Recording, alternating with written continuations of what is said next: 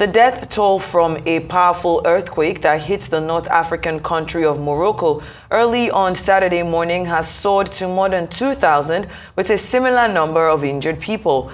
The Interior Ministry says more than 1,400 people have serious injuries, and the heaviest casualties are in provinces just south of Marrakesh. King Mohammed VI declared 3 days of national mourning and ordered shelter, food, and other help for survivors. Arise News was able to get an exclusive shot of the moment when the tremors were tearing through a neighborhood in downtown Marrakesh, one of the largest cities in the country. With a lot of panicked residents and passerbys running for cover, many people are spending a second night out in the open. In remote mountain areas, entire villages are reported to have flattened. Well, Arise international correspondent John Cookson has been on ground following up on developments arising from this calamity of immense proportions, and he joins us now for an update. Thank you so much, John, for being here on the morning show. We gather that you've spent the night in Marrakesh. I hope you've been keeping safe. But can you tell us what's the atmosphere like in Marrakesh this morning? Hey, good morning, guys. Well, there's a lot of fear still here in the city. Some people are spending the night in parks very close to where I am. I'm in the Medina area, one of the worst hit areas of Marrakesh. It's strange walking around the city. It's the randomness of the destruction that strikes you. First of all, you can go down one street and everything seems normal.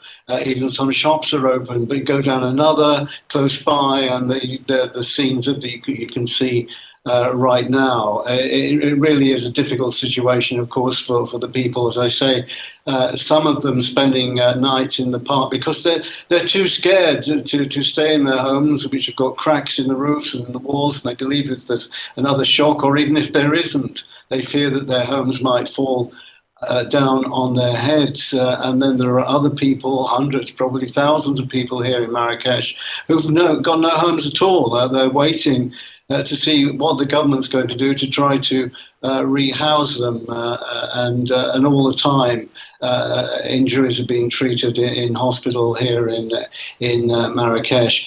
Last night I was walking around, and I spoke to one cafe owner, Mohammed, and he told me what it was like when the earthquake struck. The tremblement de terre, what was it like? Yeah, it's very strong movement of the earth. The earth moves.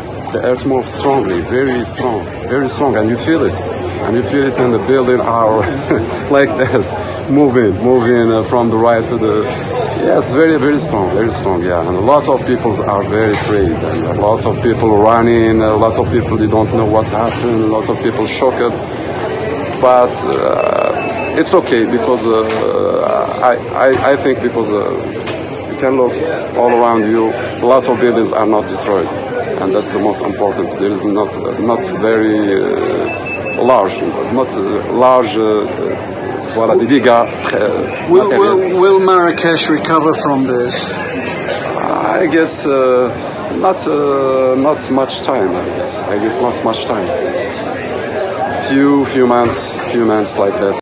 Well, John, what are you hearing about the region in the epicenter of the quake south of Marrakesh, where you are now? Apocalyptic scenes there, apocalyptic. It's absolutely dreadful what's happened south in the Atlas Mountains. I know the region reasonably well. I've been once went on a rambling climbing expedition there, and this is really a remote area of Morocco. It's steamingly hot during the day, but very cold at night, and for people trapped under rubble, I can't imagine what the conditions are like there. It's really a race against time to try to get people, the survivors, out, but it's difficult for rescuers to get there because the roads are covered in boulders and rubble. The Red Crescent has launched a wave of ambulances to try to get through to the stricken region, but frankly, people have little choice but to bury the dead, and the dead are being buried up there in the mountains by family members. It's a very, very desperate situation, and there is just 24, 48 hours, say experts, to get people out before, sadly, they pass away beneath the rubble of their own homes. So very, very difficult situation for rescuers there. Western aid agencies are trying to get in at the same time. But really, it's such a vast area to cover as well. And we were hearing last night that the quake was not only, of course, felt in Morocco, but also in Algeria, as far away as Zambia, and also Portugal. And the reason why, and it wasn't the biggest earthquake ever, but the reason why is because it was very close to the surface, about 20 kilometers below the surface of the earth. And for an earthquake, that's high up, and it means a lot of destruction in the wake of the tremor, where the Europe crust is pushing against the African crust and creating the Atlas Mountains. It just takes a fraction of a shift of these tectonic plates, and you have, well, what we've seen happening in Morocco. And of course, as these developments are coming in, a lot of leaders have been sending in their condolences. One of the first being the German Chancellor Olaf Scholz. But what has the world reaction been like, from world leaders? Well, universally, they've been sending their condolences, including President Tinubu and also President Xi. Russia's President Putin said that the Russian people feel the pain of the Moroccans.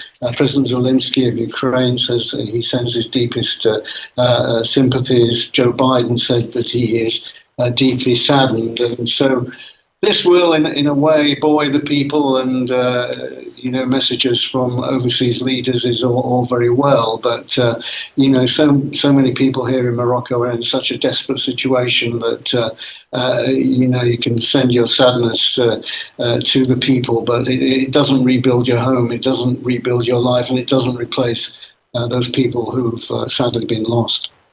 All right, John, we know that normally when things like this happen, a lot of international agencies from UN and others, they are all around the places. What are the aid agencies saying about the task ahead? The aid agencies are saying this is a long-term problem that has to be solved, rather like the Turkish quake back in February of this year. And the aid agencies then came under a bit of criticism for not getting in quickly enough and trying to help the people. And they fear that they'll face the same criticism yet again.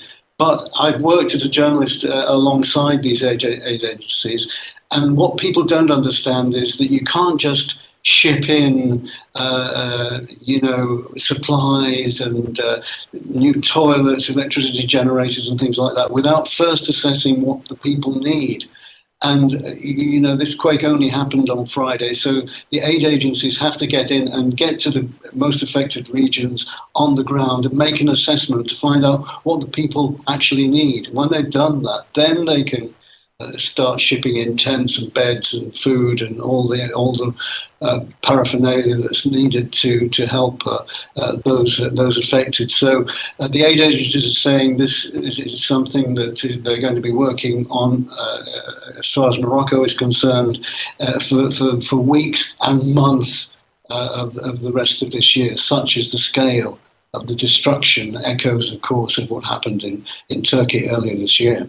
All right, then. Thank you so much, John, Rise international correspondent on ground there in Marrakesh, in Morocco. Please do stay safe, and I'm sure we'll talk to you again soon.